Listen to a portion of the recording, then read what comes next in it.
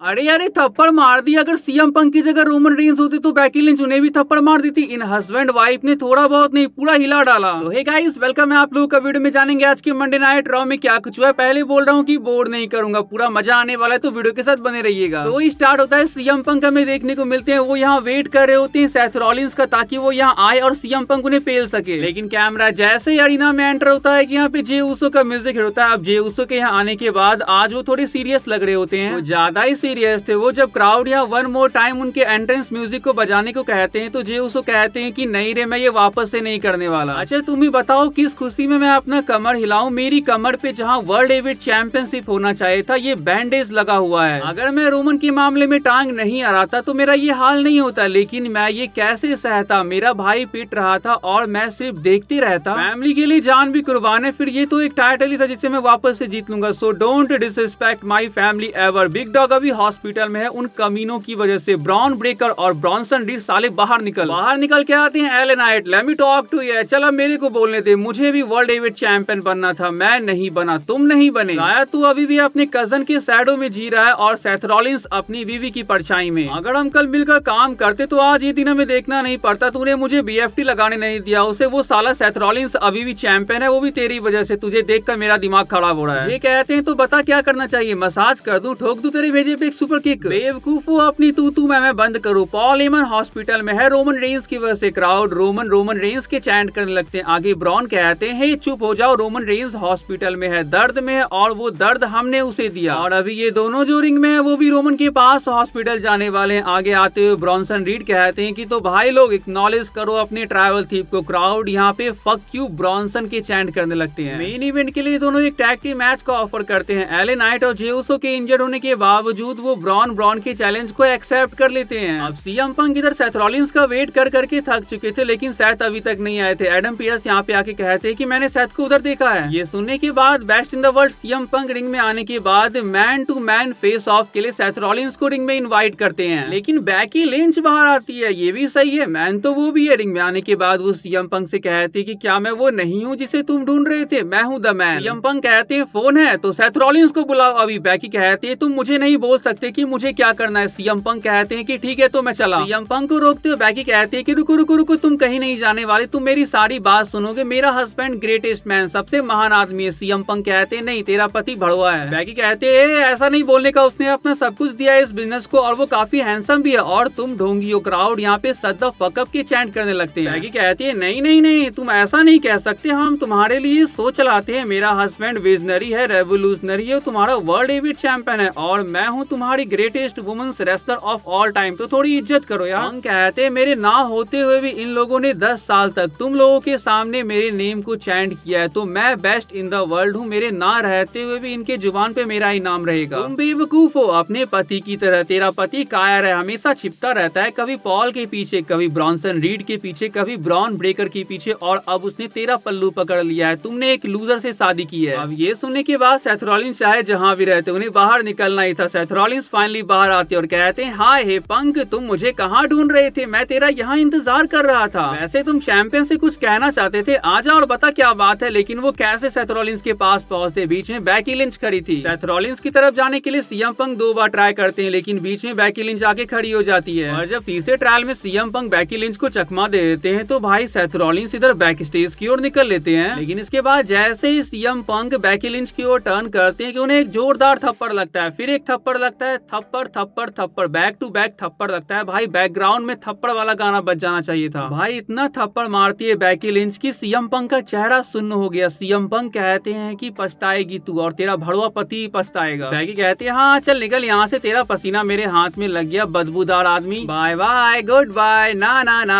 हा हा हा, बाय बाय, फिर कभी मत दिखियो इधर, तू कभी भी चैंपियन नहीं बनेगा वे पंक। यार इतनी बेइज्जती कौन करता है। अगर वो यंग वाला सीएम पंक होता तो दूसरा पाइप बॉम्ब कट करके यहाँ से निकल जाता, लेकिन वो जवानी वाला जोश अब नहीं रहा, इसलिए सीएम पंक यहाँ पे अभी स्टिल दिख रहे हैं। तो बैक स्टेज जाने के बाद वो एडम पियर्स से सेथ रॉलिंस के बारे में पूछते हैं। एडम पियर्स कहते हैं कि वो चला गया, नेक्स्ट वीक मिलेगा। सीएम पंक पूछते हैं स्मैकडाउन कहाँ पे है। पियर्स कहते हैं शिकागो तुम्हारे घर में। पंक कहते हैं अब मजा आएगा ना। क्या मजा आएगा, अगर वो मैं आप लोगों को बताऊं तो बेकी लिंच के थप्पड़ से पहले सीएम पंक यहाँ पे कुछ बातचीत कर रहे होते हैं रिया रिप्ली से, और रिया रिप्ली यहाँ पे उन्हें मना कर रहे होते हैं। तो और अब कोई चारा नहीं है सीएम पंक को अपनी वाइफ को मनाना ही होगा, एजे ली को लाना होगा। इन बेस्ट रेसलिंग कपल के सामने टिक पाने का सिर्फ यही चारा है सीएम पंक के पास। तो हमारे मेन इवेंट से पहले माहौल थोड़ा सही नहीं लग रहा था। जे उसको कहते हैं कि 4 लेटर 1 वर्ड, एल नाइट कहते हैं वो हीट नहीं वो यह है। अब देखो जब मैच की बात आती है पॉइंट क्लियर है, अभी सब कुछ द विजन के फेवर में चल रही है, पॉल हेमन को साइड करके। ऐसे में ब्रॉन का हारना थोड़ा मुश्किल था। जे और एल नाइट के इतने अच्छे परफॉर्मेंस के बावजूद ये 100% नहीं थे, जिस वजह से इस मैच को हार जाते हैं। मैच के बाद अटैक कंटिन्यू रहता है क्योंकि इन्हें जे और एल नाइट को हॉस्पिटल भेजना था। स्पीयर लग जाता है, सुनामी लग जाता है, जे उसो को वो पूरी तरह से खत्म हो कि उससे पहले बिग जिम यहाँ पे आते हैं। और बड़े भाई के आने के बाद छोटे को कोई छू नहीं सकता है। जिमी उसो को देखकर ब्रॉन ब्रेकर और ब्रॉनसन रीडिंग छोड़ते हैं। जे कहते हैं मुझे तेरी जरूरत है भाई, मैं ये अकेले नहीं कर सकता हूँ। जिमी कहते हैं कि मैं आ गया हूँ, फिक्र मत कर। रोमन रेंस के बारे में एक बड़ी अपडेट मिली है हमें। इन दोनों छपड़ियों ने रोमन रेंस की पसलियों को तोड़ दिया है, मल्टीपल फ्रैक्चर उन्हें हुआ है। हम होप करेंगे कि रोमन रेंस जल्दी से ठीक हो जाए और वापस आकर इस कहानी का फाइनली दी एंड करे। अब बहुत हो गया यार, क्योंकि आज का मंडे नाइट रॉ भी पेरिस से ही हो रहा था और आप लोगों को पता है कि ये पेरिस की क्राउड को सबसे ज्यादा एजे स्टाइल्स पसंद है। देखो क्या सीन वो क्रिएट करते हैं, मजा आ गया वीडियो। डोमिनिक मिस्टीरियो के आने के बाद इंटरकॉन्टिनेंटल चैंपियनशिप का ये मैच स्टार्ट होता है। अब नहीं लगता है कि एजे स्टाइल्स के साथ कुछ अच्छा होने वाला है। सेकेंड टाइम डोमिनिक मिस्टीरियो ने एजे स्टाइल्स को हरा दिया। अपने नए नवेले फ्रेंड एल ग्रैंडे अमेरिकानो की वजह से वो इस विक्ट्री को अचीव करते हैं। डोमिनिक के इस विक्ट्री से सबसे ज्यादा दुखी फिन बैलर होंगे, क्योंकि उनकी दिलो तमन्ना थी कि डोमिनिक हारे। डोमिनिक भी सब समझते हैं, इसलिए उन्होंने प्लान बी को प्लान करके रखा था। नियोमी की वुमेन्स वर्ल्ड चैंपियनशिप को विकेट करने के बाद आज हमें मालूम चला है कि इस टाइटल का क्या होने वाला है। एडम पियर्स कंफर्म करते हैं कि रसल पलूजा के लिए इयो स्काई वर्सेस स्टेफनी वकैर का मैच कंफर्म हो चुका है for the women's world championship. अगर मैं यहाँ गैस करूँ तो इयो स्काई इस मैच को हार जाएगी और उसकी वजह होगी आस्का।